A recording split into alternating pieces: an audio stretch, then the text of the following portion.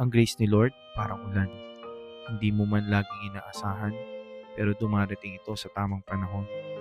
Kapag tuyong-tuyo na ang puso mo, kapag parang wala ng pag-asa, bigla na lang darating ang ulan ng kanyang biyaya.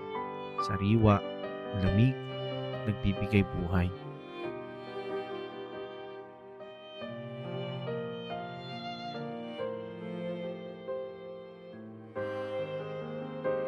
Minsan, kala mo pinabayaan ka na niya.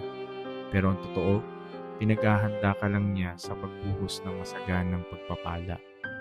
Kaya kapag umuulan, huwag mong kalimutang magpasalamat. Baka yan na ang sagot sa matagal mo ng dasal.